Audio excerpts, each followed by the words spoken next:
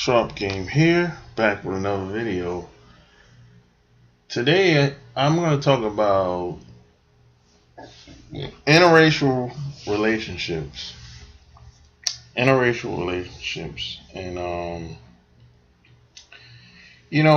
the past 15 years, I've probably met damn near every type of women you ever thought about meeting, unless she's from the islands or something like that. But I've talked to white women, Japanese women, white women, black women, of course, Latin women. I talked to a lot of different women, Vietnamese women over the years, and especially when I was in the military. And I realized that everything is not what it seems when it comes to interracial relationships. And if you're a weak man, you can be exploited. You can be taken advantage of by a lot of these women. Now, I'm not saying they're bad women or bad people, because women only get away with what you allow as a man. So if you're a weak man, and if she take advantage of your weaknesses, it could be sex, it could be you can't say no to anything. Regardless, it's really your fault, because you invited her into your world. You gave her a chance to get close to you. So you have to stand up for yourself and don't fall for the bullshit. It's like when I see a lot of black dudes with white women. It's funny because they usually take on the persona and the attitudes of the white women, which is very unusual, because most women usually take on the persona of the man. So I'm like, why is this guy talking like this? He's changed, his voice tone changed, his way he speak changed, his whole persona changes just because he started talking to white women. And the point I'm trying to make is a lot of guys get turned out by white women, by just white people in general. And white people know this about black people especially. They know that we kind of have a fetish, and we fantasize about being with a white woman. So a lot of white guys will take advantage of that shit. A lot of white women will take advantage of that shit. And they kind of think all of us are alike, the same. They think all of us want to sleep with a white woman or Asian woman. And of course that's not true, but a lot of times if you're a weak man, you might get exploited. Sometimes. So, and there's this assumption, just because you sleep with a white woman or a white man, that somehow they're not racist, they're cool, they like me. And unfortunately, it's not like that. You can sleep with a white man or a white woman, but they'll get up the next day and go to work and see you and act like nothing happened. They still keep it moving with the same mindset. Nothing changed. Maybe you was just something to do, or just a sex toy or something like that.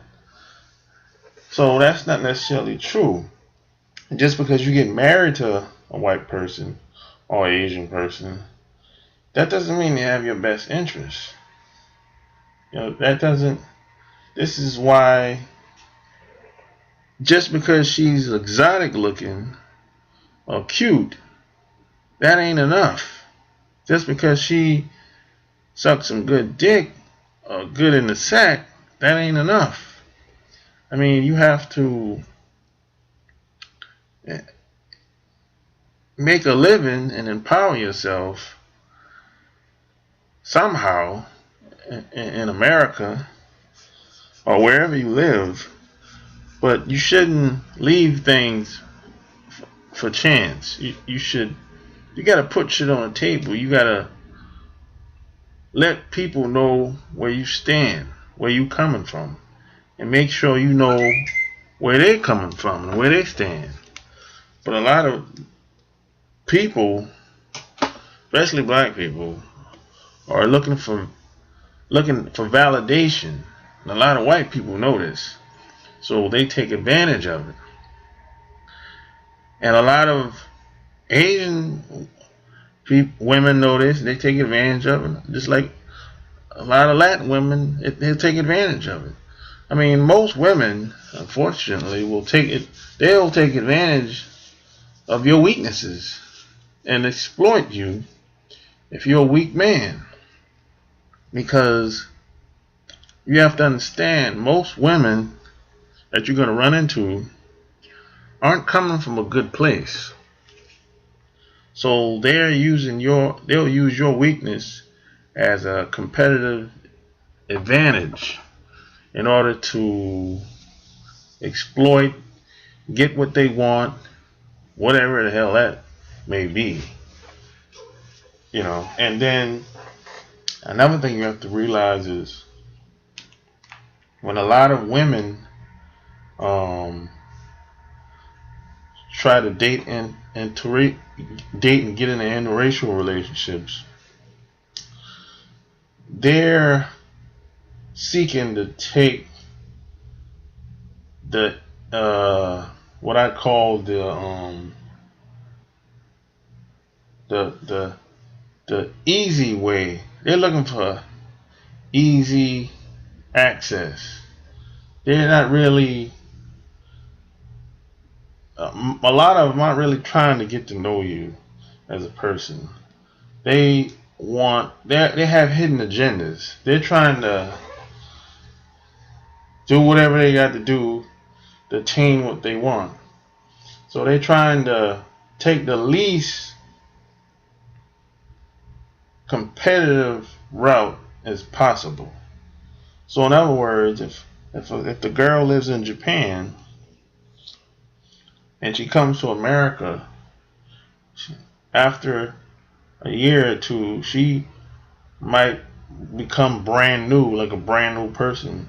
She might be wanting, she might start talking like, oh, I want a big house. This house is too small. And where she came from, everything is fucking small, damn near, right? And then she'll start talking some shit like, oh, I like a guy that does this and does that, and does this and does that. So she got a long check-off list of shit that she like in a guy. But in Japan, where she came from, guys don't do any of that shit. So she's taking an advantage, being that she's living in America. So she's become Americanized.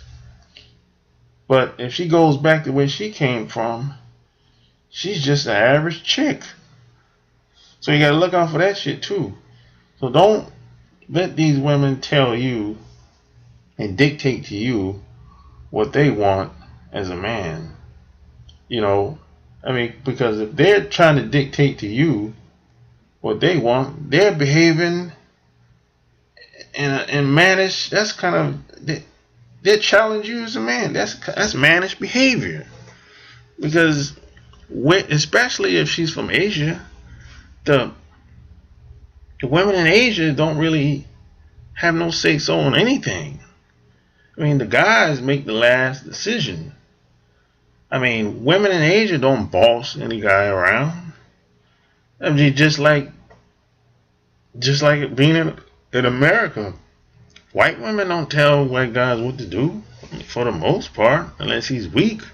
But if the guy, I mean, has means and resources, and on top of his game, white women aren't gonna challenge a white guy about shit, really. But when they get with you, and if you're a black man or a Latino, they expect a lot out of you. They raise the bar on you. See, that's that double standard bullshit, and I don't play that shit. I said, fuck that. I don't play that bullshit. That's what I see a lot when it comes to interracial relationship. A lot of these women, especially white women and Asian women, they'll take advantage of you if you don't stand up. And this is why you have to have standards. And a lot of white women, especially if she's above weight or overweight, or maybe she has a big ass, and a lot of brothers have been checking her, getting at her and everything, and the white guys ain't really looking at her, she'll kind of be forced to get with the brothers. And then she'll have all these standards and checklists of what type of African American guy she want and all that bullshit. And I said, to hell with that shit. I mean, I usually cut them off. And then plus, you have some white women, they date African American guys only. That's a red flag. I mean, how the hell you can only date one group of guys? That's like, I always thought something was wrong with that. If you have a black woman and say, I only date all white guys, I only date all Asian guys, or the black dude say, I only date white girls. That's kind of weird. I mean, there's some self-esteem issue going on there. And then see, a lot of white people know this, and if you tell them that shit, they already know that you're weak off top. So the moral of the story is, you can date who you want to date, but your game got to be tight, and you got to get with people that's gonna have your back, have your best interests, that's gonna support you. Don't get with anybody that just look good. She's exotic, she got some good pussy, but when you need some support for anything, it's like they out of sight, out of mind. They playing dumb, or you can't get in touch with them, or it's a bunch of excuses. Don't fall for that bullshit. Don't get with anybody that it's like you're Superman, you're on stage by yourself, but when you call her on stage, she's like, oh no, she's shaking her head. I had one of my homeboys had experience like that. He's married to a Asian woman, and he does public speaking from time to time.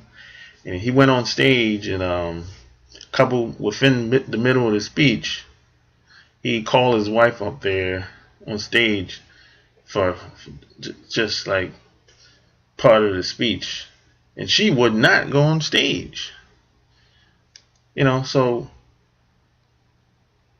And she, after the speech, she said, hey, don't you ever do that shit again. So people like that, they don't support you. If they don't support you, they don't have your best interest, you got to get rid of them. Get with somebody that's going to push you forward.